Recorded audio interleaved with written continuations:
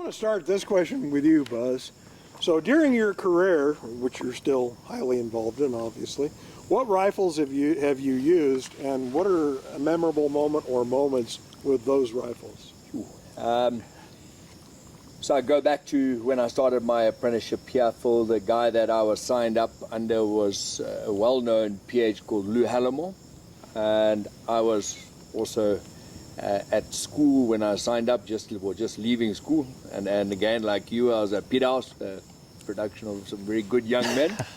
And you know, we got hold of Lou and said, Lou, what gun, if you were starting as a PH, what do you recommend? What would you start out with? And he said a 416 Rigby Ruger, which was my first rifle, and I hunted with it for, I hunted for 15, 20 years, I guess. And I loved it, but we were just out of the range just now shooting, and we were commenting that, damn, it's got a lot of recoil. It's a sharp, biting gun. And while I loved it, you know, I have, as you know, since progressed to a 500 double. I've got a Heim at the moment. I'm getting a Rigby, which I'm super excited about.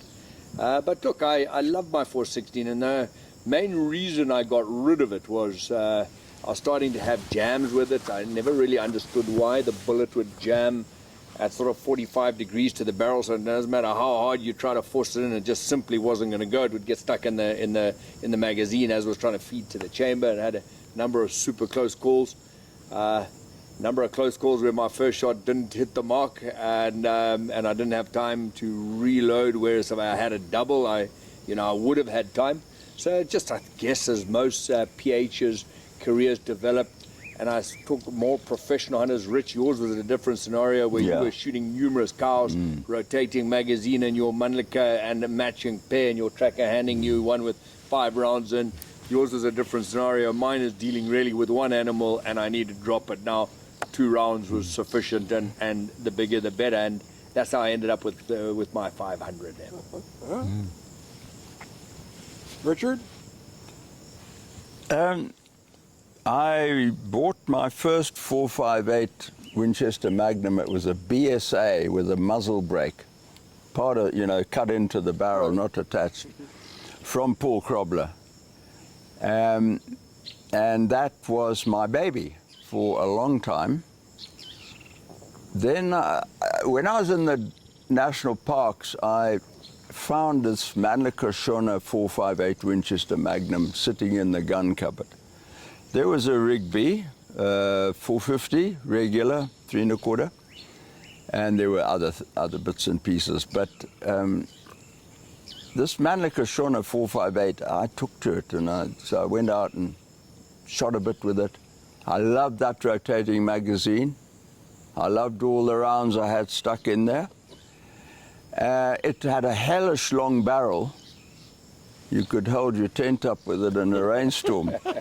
And in jest, it could be a little bit of a problem, elephants coming at you in the thickets and so on. You got this catching things.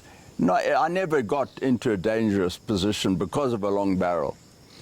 But what a sweet rifle. And of course, the outstanding thing, and I've written about this, is that spoon-shaped handle on the bolt being midway, not at the back end, where you get the wobbles and where you can get misdirected feed and whatever. We all know this because we all play a lot with big rifles. But that thing, it had to be the smoothest action, and it was incredible besides being fast. But it never went wrong. There was just no play in it. It was brilliant. Took a bit of getting used to after one with the bolt handle at the back end, as my BSA had. Because now it's right up here. Well, right up, but 5 minutes, I got used to that.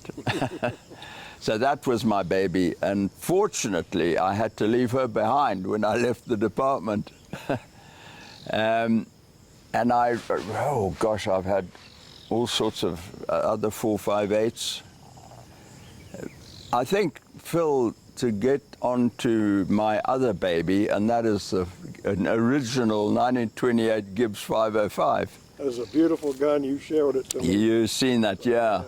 And I was so lucky because, I don't know, if I should tell the story, if we're going to run out of time. No, we're good.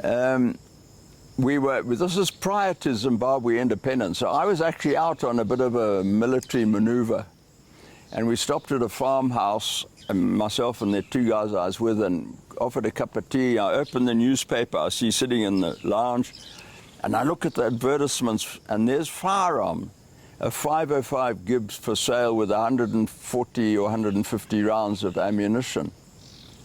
So I asked the farmer, can I use your phone? Yeah, sure, carry on. I phoned the number, I get this guy, have you sold that 505? He said, no.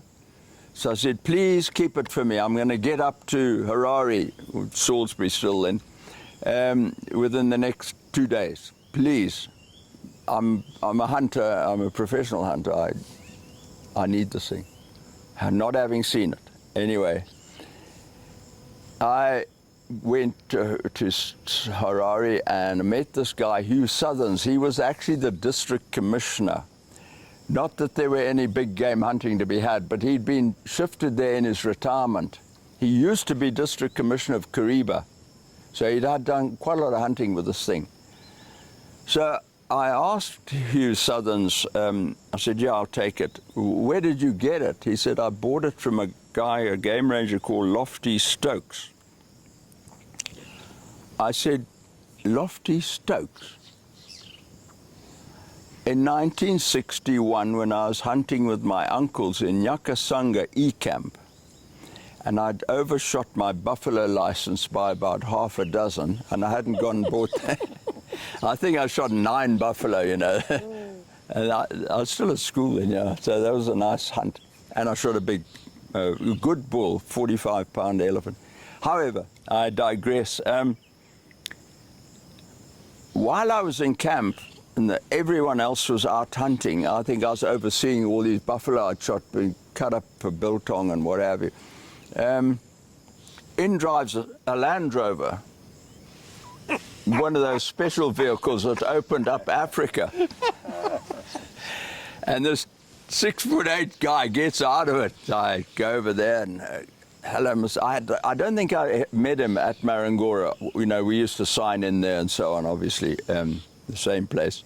Anyway, I knew where he came from. He said, yeah, my name's Stokes. I'm from Marangora. I said, yes, Mr. Stokes. And I was terrified. I thought he was going to arrest me for, you know, he'd heard that I'd overshot without buying licenses. So he said, I believe you've shot a lot of buffalo. Oh, my God.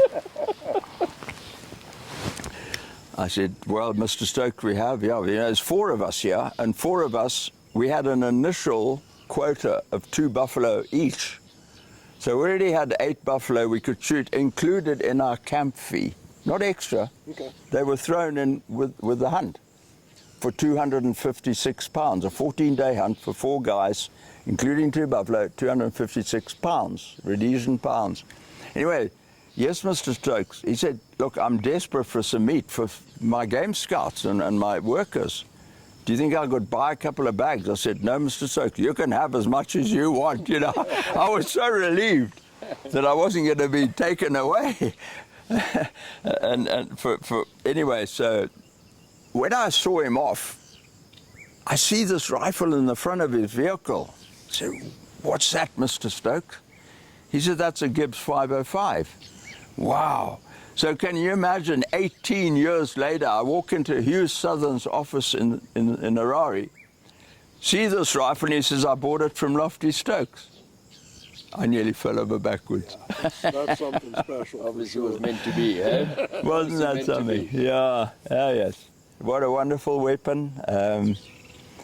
I've written a little bit of a story because I traced back its ownership to around the 1940s.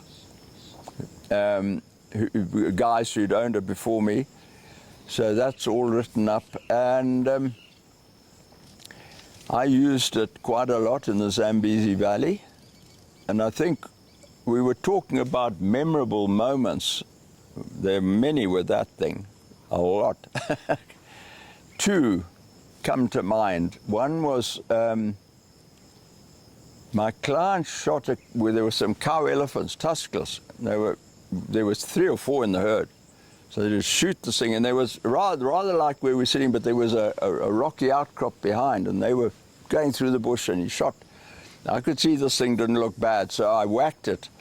And right up the hillside, I saw a puff of like smoke. It was a bullet hitting a rock. Went right through that cow elephant. She staggered a couple of paces and fell over with a heart shot. Okay, so a cow elephant, maybe that's not a hell of a lot of resistance for a 505 with a 525 grain bullet singing along. But another one, oh sorry, there's another buffalo story. We were hunting from Charara on Lake Kariba and got into the thick riverine forest there with a herd of buffalo.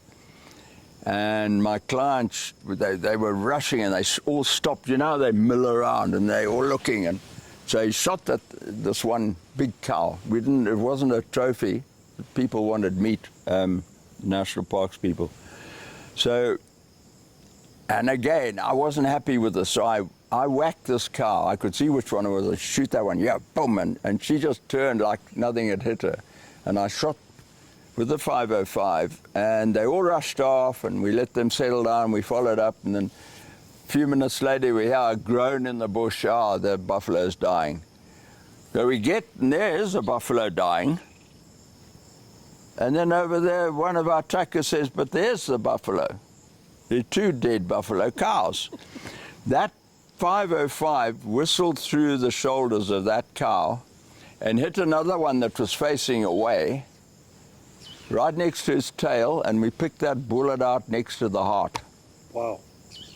The second buff. Incredible. My last story of the 505, then I promise you I'll shut up, was a bull elephant standing, and the wind wasn't good. There were three of them, and I thought, hey, this guy's going to hear us or smell us in a moment. And he was probably 30 yards, and a tree was right next to his head, blocking that brain shot.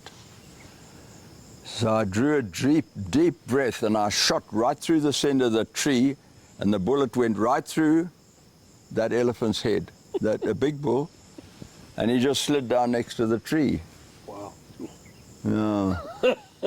Quite something. And phenomenal gun. Yeah, and I used it quite a bit on the safaris with the Mavroses, but using brass Zombo. There's a company in South Africa make brass bullets with a flat nose. Right.